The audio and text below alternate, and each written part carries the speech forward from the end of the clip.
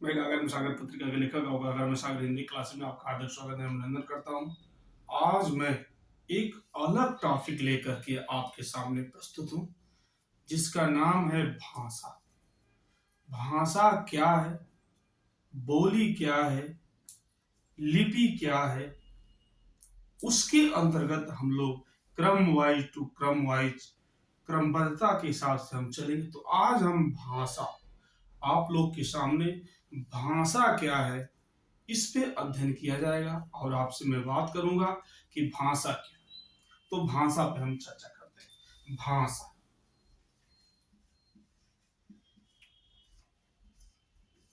इसको लैंग्वेज,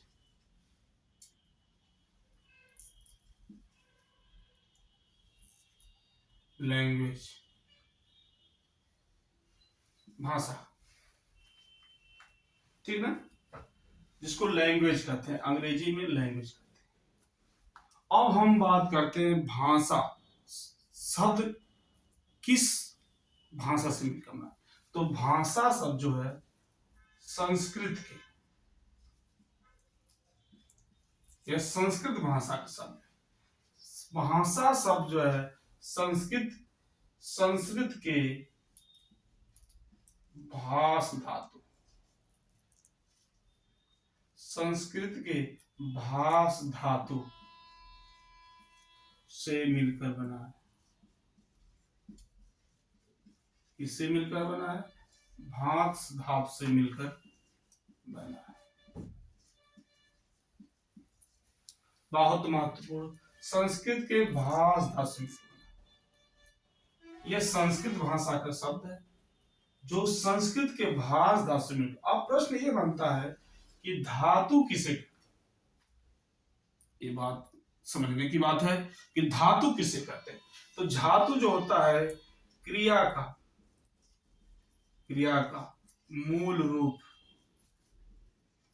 जो मूल रूप होता है उसी को धातु कहते हैं। जैसे पढ़ना है एक क्रिया, उसका मूल रूप होता है पढ़, वही आपकी धातु कहलाती है। तो धातु से मिलकर बना है, जिसका अर्थ होता है, जिसका अर्थ बोलना,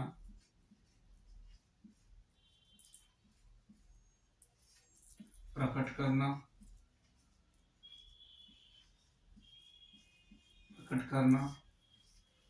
या कहना। यह भाषा जो संस्कृत के भाष धातु से मिलकर बना है, जिसका अर्थ होता है बोलना, कहना या प्रकट करना।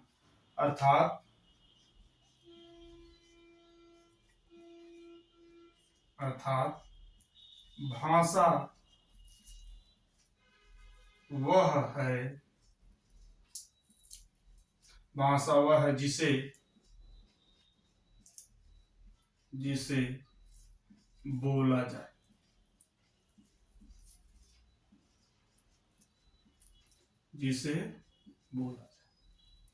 कह रहा है कि भाषा वह है जिसे बोला जाए। तो इसकी मुख्य बिंदु क्या है कि संस्कृत के भाष धातु से मिलकर बना है, जिसका अर्थ होता है बोलना, प्रकट करना, ठीक है, या कहना। तो भाषा वह है जिसे बोला जाए या कहा जाए, उसी को हम क्या कहते हैं? भाषा कहते हैं, ठीक है। तो इस तरीके से भाषा। अब जो महत्वपूर्ण बातें आती हैं भाषा से संबंधित, जो परिभाषाएं इंपॉर्टेंट है, हेनरी स्वीट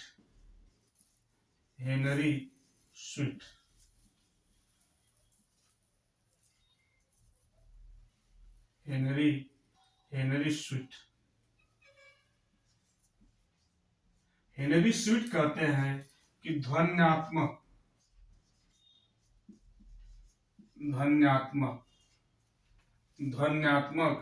शब्दों द्वारा विचारों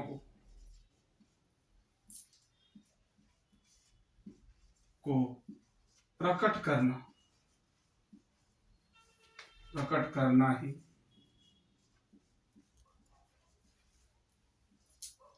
करना ही भाषा है। ध्वन्यात्मक शब्दों द्वारा विचारों को प्रकट करना। जो ध्वन्यात्मक शब्द, ध्वनि जो होती है, ध्वनि क्या है? जिस वर्ण का उच्चारण करते हैं उस उच्चारण रूप को हम ध्वनि कहते हैं। जिस ध्वनि द्वारा हम उच्चारण करते हैं उसी को हम प्रकट कर देते हैं, उसी को हम क्या कहते हैं? भाषा। ठीक है। यह हेनरी स्विफ्ट के द्वारा यह परिभाषा बड़ी महत्वपूर्ण है। ठीक। अगली परिभाषा जो है बाबूराम सक्सेना।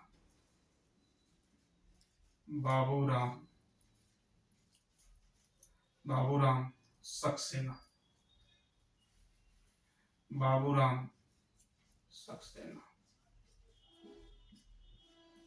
बाबूराम सक्सेना की जो परिभाषा है कि जिन ध्वनि चिन्हों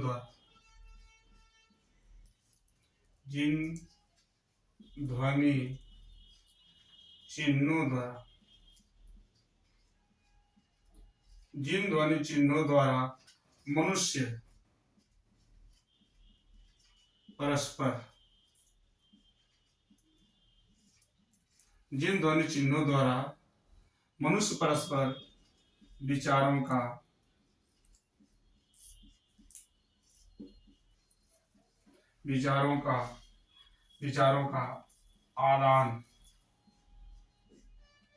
आदान प्रदान करता है, उसे समष्टि रूप में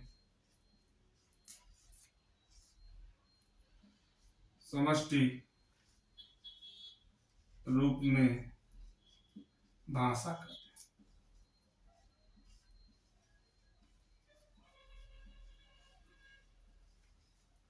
उसको समष्टि रूप में क्या कहते हैं? समष्टि रूप में भाषा कहते हैं। तो इनकी जो परिभाषा है कि जिन ध्वनि चिन्हों द्वारा, जो भी ध्वनि चिन्ह होते हैं उनके द्वारा जो हमारे विचार होते हैं, जो प्रकट करते हैं, अपने जो भाव होते हैं, बोलकर लिख करके जो भी हम प्रकट करते हैं उसी को हम समस्त रूप में हम क्या करते हैं? भाषा करते हैं। यह बाबूराम सक्सेना बड़ी महत्वपूर्ण परिभाषा है। यह हायर में कई बार पूछी गई, यूजीसी नेट में कई बार पूछी गई। इस बात को ध्यान रखिए। अगली परिभाषा जो कामता प्रसाद गुरु।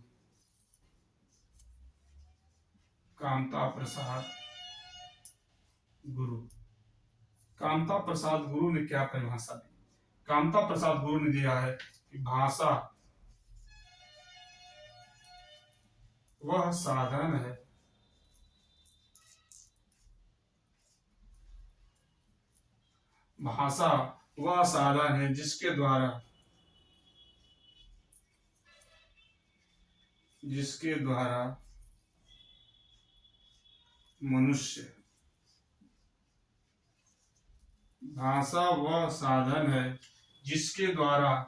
जिसके द्वारा मनुष्य अपने विचार को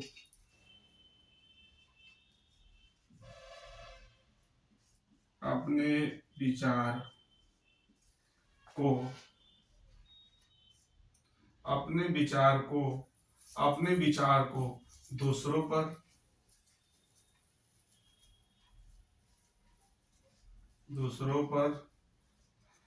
पर प्रकट करना, दूसरों पर प्रकट कर सकता है और दूसरों का विचार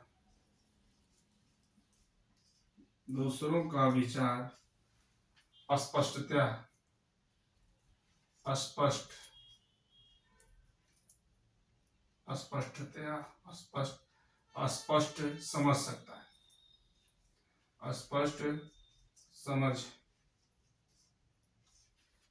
है।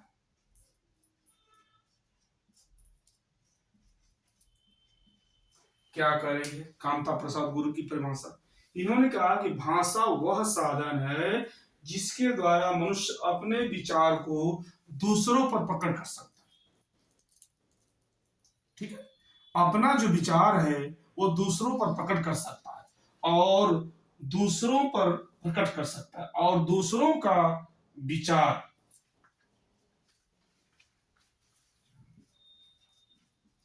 दूसरों का विचार स्पष्ट समझ सकता है। मतलब अपना विचार प्रकट कर सकता है और दूसरे के विचार स्पष्ट समझ सकता है। इसी को कामता प्रसाद गुरु कहते हैं कि भाषा। कह रहे हैं कि भाषा वह साधन है जिसके द्वारा अपना विचार प्रकट कर सकता है और दूसरों के विचार को स्पष्ट रूप से समझ सकता है। यही आपकी भाषा है। तो सीधे सीधे समस्त परिभाषाओं से यह स्पष्ट समझ में आता है कि जो विचारों का आदान प्रदान, जो जो विचारों आदान प्रदान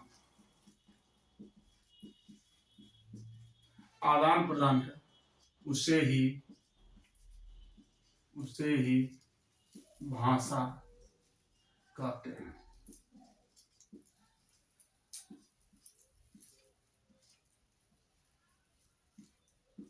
ठीक ना। मतलब मुख्य रूप से कह सकते हैं जो विचारों का आदान प्रदान है उसी को हम क्या कहते हैं, भाषा कह सकते हैं। ठीक है। यह रही आपकी भाषा की मुख्य मुख्य परिभाषाएं। ठीक है।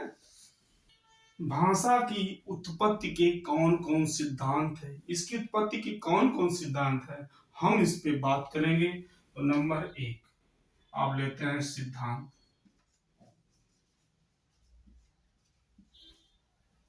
और दूसरा प्रवर्तक। यह बहुत महत्वपूर्ण है, जो हर बार कहीं न कहीं प्रतियोगी परीक्षाओं में, चाहे यूजीसी नेट हो, चाहे हायर हो, चाहे टीटी पीटी से संबंधित जितने परीक्षा, इसमें जरूर पूछता है। इस बात को ध्यान रखें। कौन सिद्धांत, पहला सिद्धांत दिव्योत्पत्ति। दिव्योत्पत्ति सिद्धांत,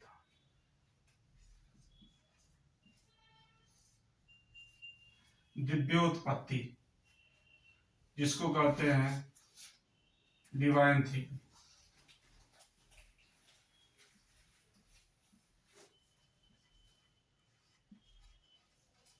डिवाइन थ्योरी प्रवर्तक, ठीक ना। डिवाइन थ्योरी, इसको इंग्लिश में डिवाइन थ्योरी कहते हैं। इसकी जो उत्पत्ति थी प्राचीन धर्म ग्रंथों से हुई।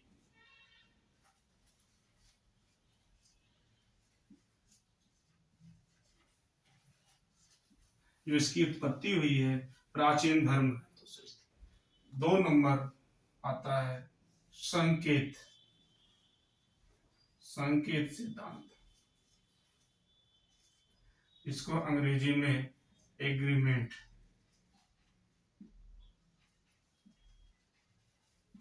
एग्रीमेंट एग्रीमेंट थ्योरी, जिसको प्रवर्तक कौन थे, रूसो। संकेत के प्रवर्तक कौन थे, रूसो। ठीक है। दूसरा नंबर, तीसरा नंबर पे आते हैं रणन सिद्धांत। रणन सिद्धांत, रणन सिद्धांत को डिंग डांग थ्योरी, डिंग डांग थ्योरी, डिंग डांग थ्योरी के नाम से भी जाना जाता है, जिसके प्रवर्तक हैं रूसो, प्लेटो, हैज एवं Max Muller. Has and Max Muller. इस सिद्धांत, जो रणन सिद्धांत है, उसके प्रवर्तक कौन है, प्लेटो, हैज एंड मैक्स मूलर। जो संकेत सिद्धांत है उसके प्रवर्तक है रूसो। अगला जो सिद्धांत है 4 नंबर, वो आता है इंगित सिद्धांत।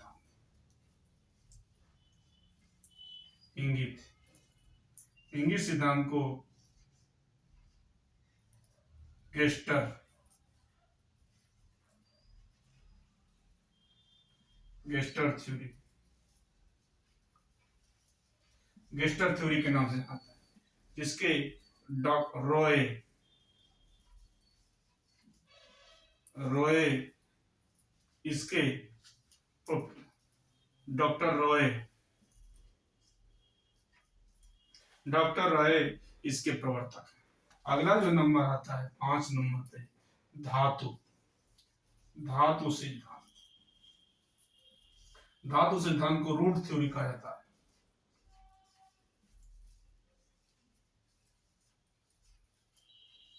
रूट थ्योरी, जिसके धातु के जो प्रवर्तक हैं वो है hedge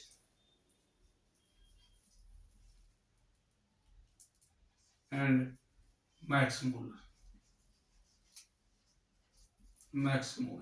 hedge and Max Muller इसके प्रवर्तक हैं।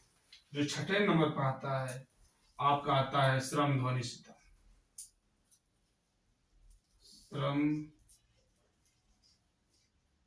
ध्वनि सिद्धांत, श्रम ध्वनि सिद्धांत, जिसको कहते हैं यो हे हो थ्योरी। ए हे हो थ्योरी, श्रम ध्वनि, जिसके प्रवर्तक है नुआरे। ठीक है, श्रम ध्वनि जिसके प्रवर्तक कौन है? नुआरे। अगला नंबर आता है संपर्क मर्क। 7वें नंबर पर है संपर्क सिद्धांत, जिसको कहते हैं इंग्लिश में कांटेक्ट थ्योरी। कांटेक्ट थ्योरी, जिसके प्रवर्तक हैं जी रेवेज।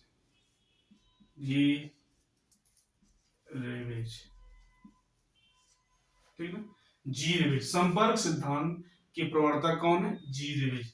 अगला आता है समन्वय, 8वें समन्वय सिद्धांत। समन्वय सिद्धांत, जिसके प्रवर्तक आते हैं समन्वय हेनरी स्वीट।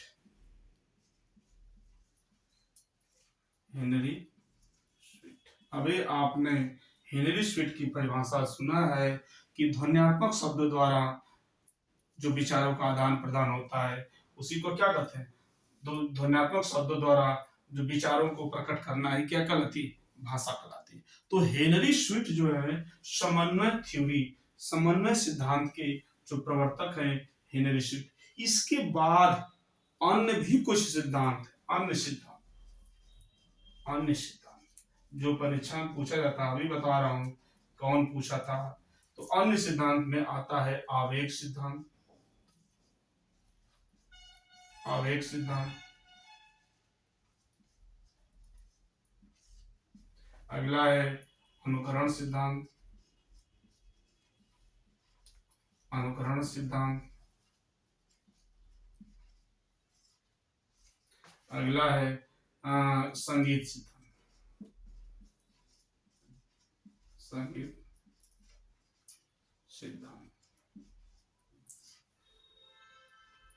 ठीक है। ये इनके कुछ अन्य सिद्धांत भाषा की उत्पत्ति संबंधित। अब पिछली बार एक क्वेश्चन आपका आया था, इस बात को ध्यान रखिए। क्वेश्चन पूछा क्या था? जो क्वेश्चन पूछने का प्रश्न था कि भाषा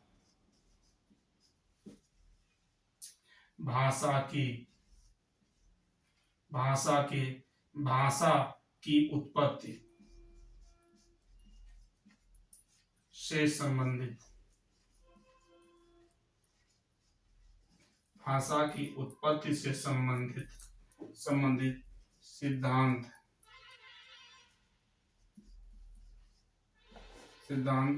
नहीं है। भाषा की उत्पत्ति से संबंधित सिद्धांत नहीं है। तो इसमें नंबर आपको ऑप्शन देगा, नंबर 1 आपको दे देगा अनुकरण सिद्धांत,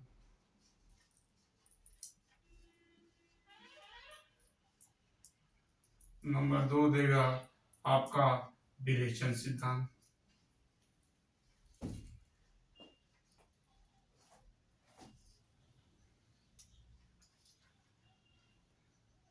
विरेचन सिद्धांत।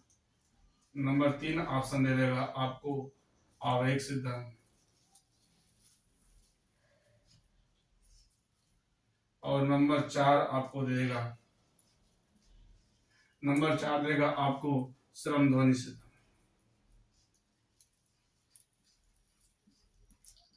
तो आप इसमें देख रहे हैं विरेचन सिद्धांत आपका पाश्चात्य से संबंधित सिद्धांत है, इसलिए यही आपका, चूंकि अनुकरण सिद्धांत जो भाषा होती है हम अनुकरण के द्वारा भी सीखते हैं, आवेग सिद्धांत है, उसके बाद श्रम ध्वनि, ये तमाम सिद्धांत है तीनों, लेकिन इसमें विरेचन सिद्धांत इसमें नहीं। तो भाषा की उत्पत्ति से संबंधित सिद्धांत नहीं है ये क्वेश्चन।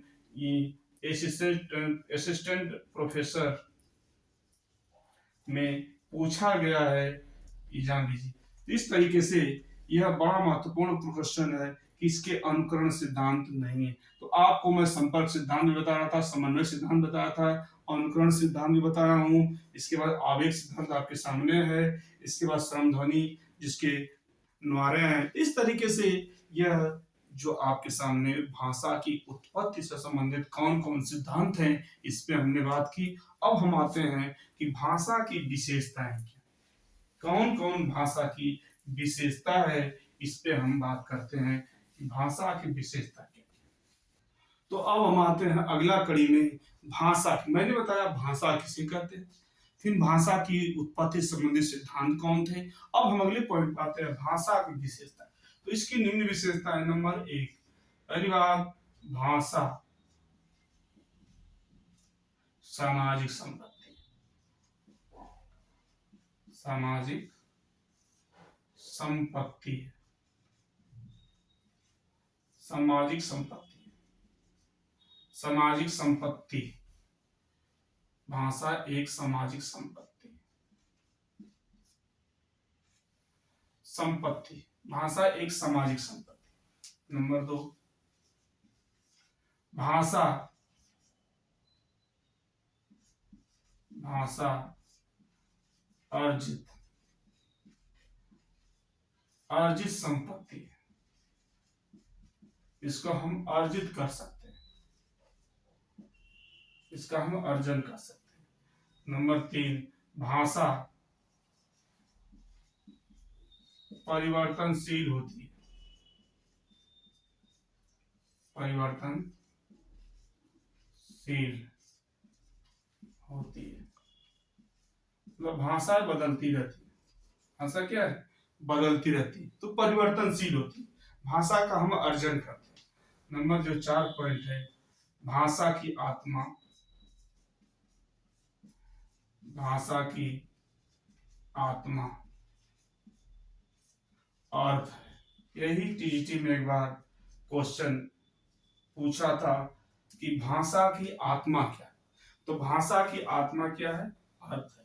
ये बड़ा महत्वपूर्ण है। अगला पॉइंट 5 नंबर, भाषा,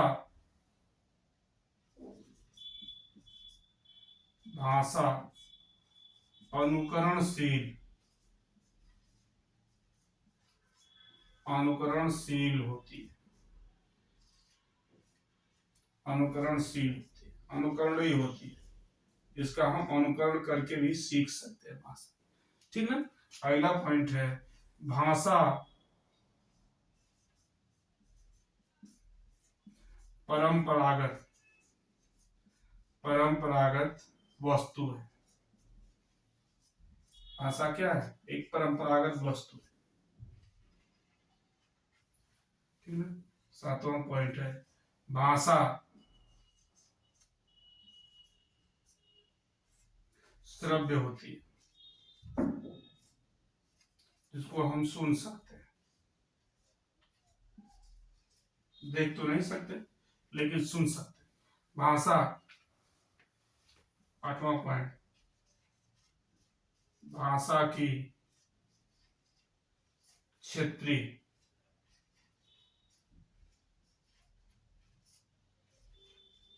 क्षेत्रीय सीमा होती है, भाषा की क्षेत्रीय सीमा होती है, इस बात को ध्यान रखिएगा, क्षेत्रीय सीमा होती है। यह 8 पॉइंट यहां से भाषा की क्षेत्रीय सीमा होती है। अगला पॉइंट,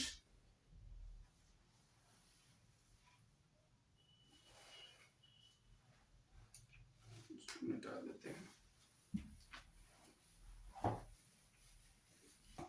10। अगला पॉइंट है भाषा ध्वनिमय, ध्वनिमय, भाषा ध्वनिमय तथा प्रतीकमय,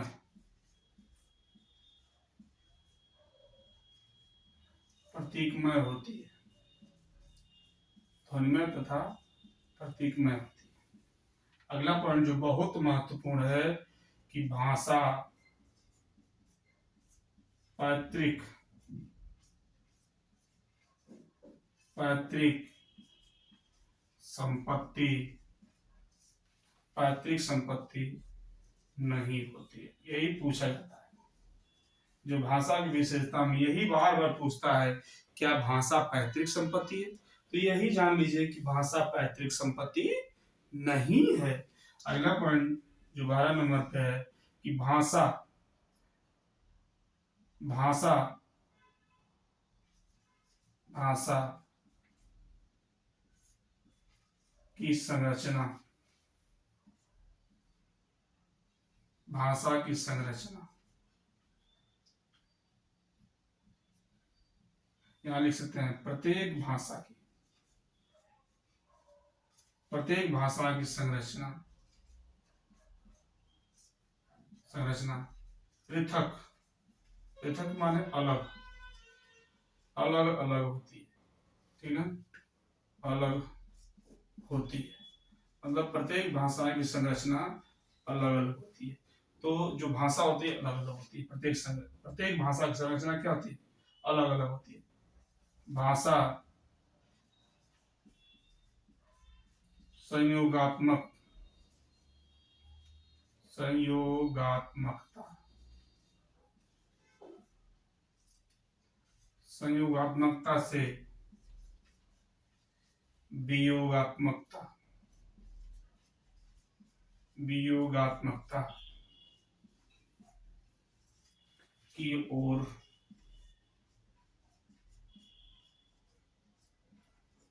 उन्मुख होती है। कह सकते हैं कि भाषा जो होती है संयोग से वियोग की ओर चलती है। यह बड़ी इंपॉर्टेंट परिभाषा, विशेषता इसकी। अगला पॉइंट जो 14 नंबर है, भाषा, भाषा जटिलता से, भाषा जटिलता से सरलता की ओर उन्मुख होती है। उन्मुख माने यहाँ चलती सब सकते हैं, उन्मुख होती है।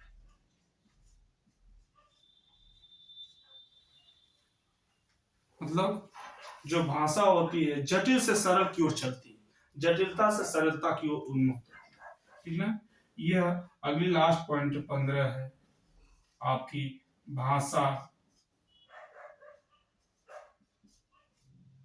प्रतीक व्यवस्था है, भाषा प्रतीक व्यवस्था है,